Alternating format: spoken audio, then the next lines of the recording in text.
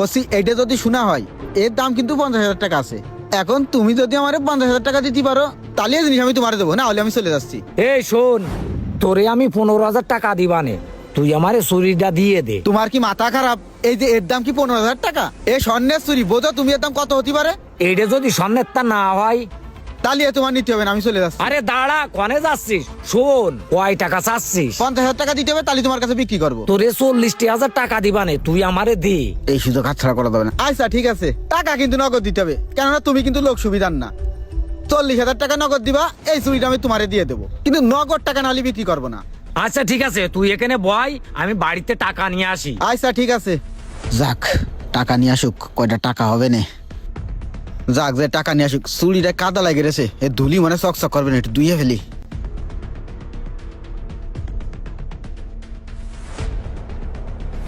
এই জায়গায় বসি, এই যে কখন আসবে না, ওই তো চলে আস মনে হচ্ছে। দৌড়ে গেছি আর আইছি, মেলা কষ্ট হয়ে গেছে। উফ, এনে তোর টাকাটা কোন? উফ, কই দে, চুরিটা আমার হাতে দে। আরে দাঁড়াও, আগে টাকাটা গুনতি দাও, তারপরে দিছে। আরে ব্যাংকের তে টাকা তুলে নিয়ে আসি, আগে তুমি চুরিটা দাও দিন। তোমারে টাকা দিয়ে দিছি 40,000, এই জিনিসটা এখন আমার। থাক, আমি চলে গেলাম। আরে তুমি চলে যাচ্ছ কেন? টাকাটা গুনতি দাও। আরে কালকে ব্যাংকের তে টাকাটা তুলে নিয়ে আসি, তুই গুই